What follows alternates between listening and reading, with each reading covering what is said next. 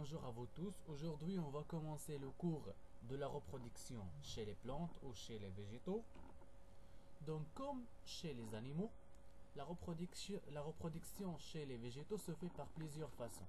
Elles peuvent être asexuées, sans l'intervention des gamètes, ou sexuées par l'intervention des gamètes. يعني أن النباتات كباقي الحيوانات فهي تتكاثر أو لا تتوالد عن طريق توالد جنسي. ça veut dire يعني بتدخل الأمشاج أو لا جنسي بعدم تدخل الأمشاج. Donc voici quelques questions sur lesquelles on va répondre durant le cours. Donc comment se déroule la reproduction sexuée chez les plantes à fleurs? De quelle manière se reproduisent les plantes sans fleurs? Quels sont les modes de reproduction chez les végétaux? Donc commençons par la première séquence qui consiste sur la reproduction sexuée chez les plantes à fleurs. Donc ici on parle seulement sur les plantes à fleurs. Donc la première activité, on va identifier les organes reproducteurs ainsi que les gamètes. Commençons par la fleur, par la structuration de la fleur. Donc voilà une coupe schématique d'une fleur. Donc la fleur est constituée généralement des pétales, des sépales qui sont des pièces protectrices, les pétales et les sépales. L'ensemble de l'antère et de filets forment l'étamine. L'ensemble de stigmates, styles et l'ovaire forment la carpelle. Et finalement, l'ovule qui se trouve dans l'ovaire.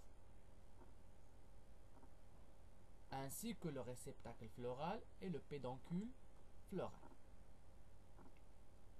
Donc ici on peut diviser la fleur en deux parties. Donc la fleur est constituée des pièces protectrices et des pièces reproductrices. Donc chez les plantes à fleurs, ce sont les fleurs qui assurent la reproduction. Pourquoi les fleurs assurent la reproduction? Parce qu'elles contiennent les organes sexuels, qui sont les étamines et les corolles. Donc, la fleur est constituée des éléments suivants. Les pièces protectrices, et on a dit aussi les pièces reproductrices. Commençons par les pièces protectrices. Ici, on parle des sépales. العربية السبلات. L'ensemble des sépales, مجموعة ديال السépales كتسمى calice اللي هو الكأس. Donc l'ensemble des sépales forme le calice. L'ensemble des pétales forme la corolle.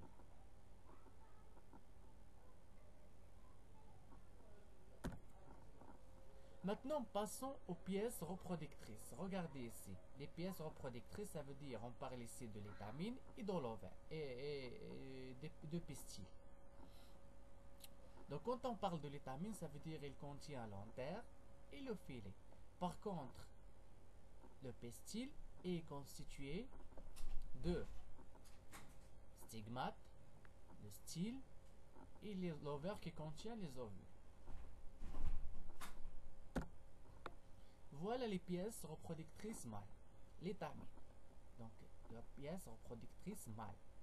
L'étamine, ça veut dire qu'elle est composée de l'antère et de filet. Donc, voilà l'organe mâle.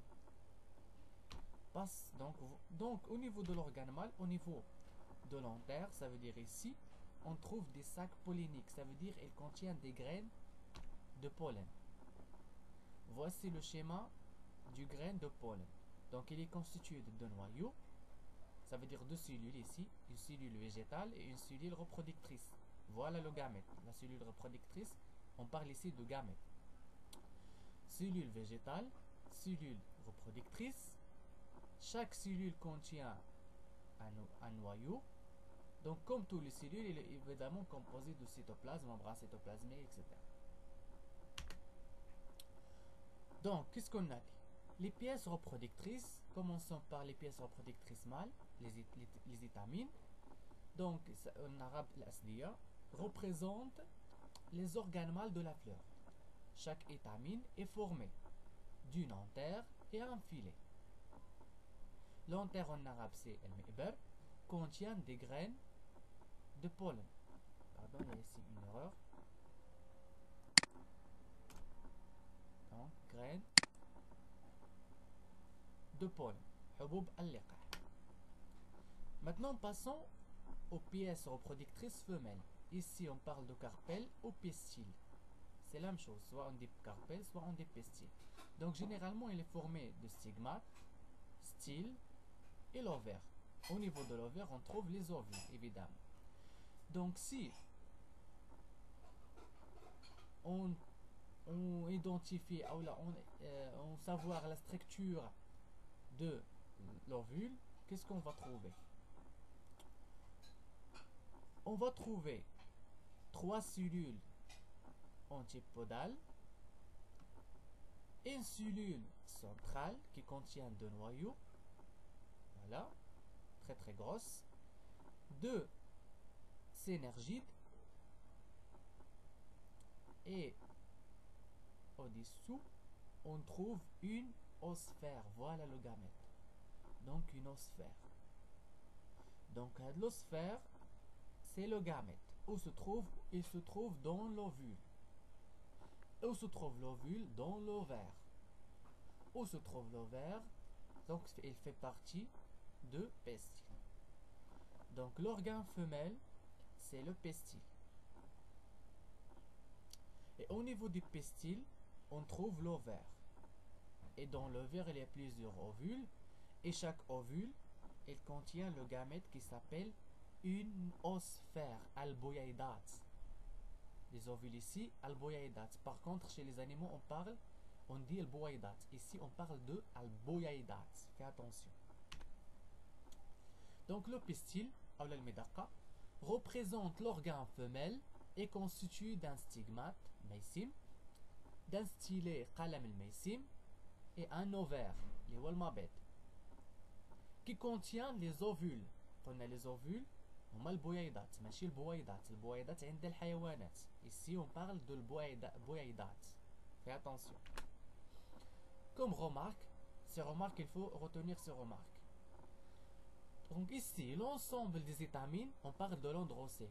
Quand vous entendez l'androcée, ça veut dire l'ensemble des étamines. مجموعة ديال الأسدية كتسمى l'androcée.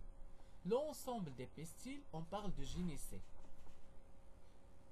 Quand la fleur contient à la fois les organes mâles et femelles, on dit que la fleur est hermaphrodite. Ça veut dire bisexuée. ملي كتكون حيت تلقاو نوعين من الزهور. إلا كانت الزهرة كتحمل في نفس الوقت الأعضاء التناسلية الجنسية الذكرية والأعضاء الجنسية الأنثوية في نفس الوقت على نفس الزهرة، كنقولوا بأنها ثنائية الجنس. يعني الزهور كامل اللي كنشوفوا حاليا ديال مثلا ديال الرانج الى اخره، هادو كلهم ثنائيه الجنس، تحمل الاعضاء التناسليه والانثويه في نفس الوقت.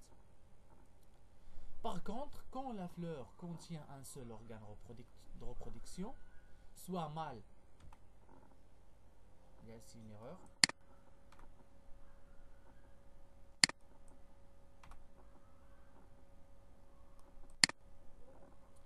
donc quand la fleur contient un seul organe de reproduction, soit mâle, soit femelle, on dit que la fleur est unisexuée. يعني ملي كنلقاو الزهرة كتحمل فقط نوع واحد من الجنس او لا عضو جنسي واحد سواء ذكر سواء انثى، كنقولوا بانها احادية الجنس. دونك كاين نوعين من الزهور، كاين الزهور ثنائية الجنس hermaphrodite، وكاين احادية الجنس كتسمى unisexuée او لا غونوغوري. جو بونس كو غونوغوري كنقولها الحيوانات. Donc maintenant passons à la deuxième activité. Donc ici dans ce cas on parle de la pollinisation et la germination de graines de pollen. Donc je vais faire cette activité dans une autre vidéo.